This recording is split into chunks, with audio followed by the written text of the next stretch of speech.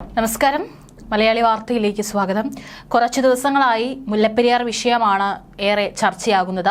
പല വിദഗ്ധരും മുല്ലപ്പെരിയാർ പൊട്ടും അല്ലെങ്കിൽ പൊട്ടില്ല എന്നുള്ള വിവിധ നിലപാടുകളും ന്യായീകരണമെല്ലാം നിരത്തിക്കൊണ്ട് രംഗത്ത് വരുന്നുണ്ട്. ഇപ്പോൾ ഭൂചലനമുണ്ടായാൽ മുല്ലപ്പെരിയാർ ഡാമിന് ബലക്ഷയം ഉണ്ടാകാമെന്ന മുന്നറിയിപ്പുമായിട്ടാണ് ജിയോളജിസ്റ്റ് ആയിട്ടുള്ള ഡോക്ടർ CP രാജേന്ദ്രൻ രംഗത്ത് വരുന്നത്. 2 തവണ ഡാമിനെ കുറിച്ച് പഠിക്കാൻ സാധിച്ചിട്ടുണ്ടെന്നും ഭൂചലനമില്ലാതെ തന്നെ വെള്ളത്തിന്റെ അളവ് ഉയർന്നാൽ ബലക്ഷയം ഉണ്ടാകാമെന്നാണ് അനുമാനമെന്നും CP രാജേന്ദ്രൻ പറഞ്ഞു. റിപ്പോർട്ടർ ലൈവത്തോണിലായിരുന്നു രാജേന്ദ്രന്റെ പ്രതികരണം പുറത്തു വന്നിട്ടുള്ളത്.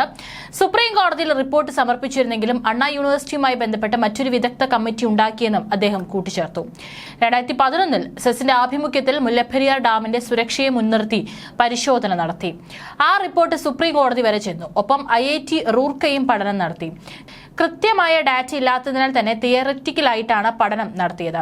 IIT റിപ്പോർട്ട് പ്രകാരം 6 മാഗ്നിറ്റ്യൂഡിൽ ഭൂമികുലുക്കമുണ്ടായാൽ ഡാമിന് വിള്ളൽ ഉണ്ടാകാനും ബലക്ഷയവും ഉണ്ടാകാനും കാരണമാകും. ഒരു ഭൂചലനമില്ലാതെ തന്നെ 142 അടി ഉയർന്നാൽ തന്നെ ബലക്ഷയം ഉണ്ടാകുമെന്നാണ് അനുമാനം. ഈ 2 റിപ്പോർട്ടിന്റെയും അടിസ്ഥാനത്തിൽ ഡാമിന് ബലക്ഷയം ഉണ്ടാകുമെന്നും തിയററ്റിക്കലായി പറയാം. കേരള സർക്കാർ ഇത് സുപ്രീം കോടതിയിൽ സമർപ്പിച്ചു. സുപ്രീം കോടതി കാര്യമായി നോക്കാതെ അണ്ണാ യൂണിവേഴ്സിറ്റിയുമായി ബന്ധപ്പെട്ട മറ്റൊരു വിദഗ്ധ കമ്മിറ്റി ഉണ്ടാക്കി മറ്റൊരു അന്വേഷണ റിപ്പോർട്ട് നൽകുകയുണ്ടായി. അണ്ണാ യൂണിവേഴ്സിറ്റി പഠനത്തെക്കുറിച്ച് എനിക്ക് വലിയ അറിവില്ല, വലിയ ആശങ്കയുടെ പ്രശ്നമില്ലെന്നാണ്, ഡാം സുരക്ഷിതമാണെന്നാണ് ഈ പഠനത്തിൽ പറയുന്നത്. കൃത്യമായ ഡീഫോർമേഷൻ ഡാറ്റ ലഭിക്കാത്തതിന്റെ പ്രതിസന്ധികളെക്കുറിച്ചും CP രാജേന്ദ്രൻ കൂട്ടിച്ചേർത്തു. സാറ്റലൈറ്റ് ഉപയോഗിച്ചും ഗ്രൗണ്ട് തലത്തിലുള്ള ഡാറ്റ ഉപയോഗിച്ചും വെള്ളത്തിന്റെ അളവ് കൂടുന്തോറും ഡാമിനുണ്ടാകുന്ന പ്രശ്നങ്ങൾ എന്തൊക്കെയാണെന്ന് പഠിക്കാനാകുന്നതാണ്. ഇത്രയും പഴക്കമുള്ള ഡാമിന്റെ 3 വർഷത്തേക്കുള്ള ഡീഫോർമേഷൻ ഡാറ്റ ലഭിക്കണമെന്നും അദ്ദേഹം വ്യക്തമാക്കി.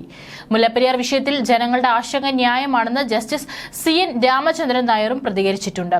ഡാം ഡീകമ്മീഷൻ അപ്രായോഗികമാണെന്ന് ജലവിധാനം നിലനിർത്തിക്കൊണ്ട് ഡാമിനെ ഇല്ലാതാക്കാതെ പുതിയ ഡാം ഉണ്ടാക്കാൻ സാധിക്കുമെന്നും അദ്ദേഹം പറഞ്ഞു. എന്നാൽ ഇത് അപ്രായോഗികമാണെന്ന് CN രാമചന്ദ്രൻ നായർ പറഞ്ഞു. ഈ ഒരു റിപ്പോർട്ടർ ലൈവത്തോണിലാണ് ഇപ്പോൾ രാമചന്ദ്രന്റെ പ്രതികരണം വന്നിട്ടുള്ളത്.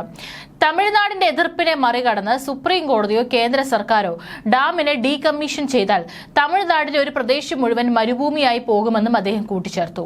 150 വർഷങ്ങൾ പഴക്കമുള്ള ഡാം വർഷങ്ങളോളം നിലനിർത്തുന്നത് അപ്രായോഗികമാണ്. അതിൽ അപകടമുണ്ട് എന്നതിൽ സംശയമില്ല. കേന്ദ്ര ഡാം സേഫ്റ്റി അതോറിറ്റിയുടെ നിയന്ത്രണത്തിലാണ് മുല്ലപ്പെരിയാർ ഡാം. 2018 പ്രളയത്തിന് ശേഷം കേന്ദ്ര ജല കമ്മീഷൻ ജലനിരപ്പ് ഉറപ്പിച്ചു. അതാണ് റൂൾ കേവ്. ഇത് പ്രകാരം ഇപ്പോൾ സുപ്രീം കോടതി അനുവദിച്ചതിലും ജലനിരപ്പ് താഴ്ത്തി. റൂൾ കേവ് പ്രകാരമാണ് തമിഴ്നാട് മുല്ലപ്പെരിയാറിലും വെള്ളം നിലനിർത്തുന്നത്. ജലനിരപ്പ് ഒരു പരിധിവരെ നിയന്ത്രിച്ചുകൊണ്ട് തമിഴ്നാടിന് വെള്ളം തുടർച്ചയായി കൊടുത്തുകൊണ്ട് പുതിയ ഡാം ഉണ്ടാക്കാൻ സാധിക്കും. അങ്ങനെ ഒരു പരിഹാരമില്ലാതെ ഇതിന് മറ്റൊരു പരിഹാരവും ഇല്ല എന്നും അദ്ദേഹം വ്യക്തമാക്കി.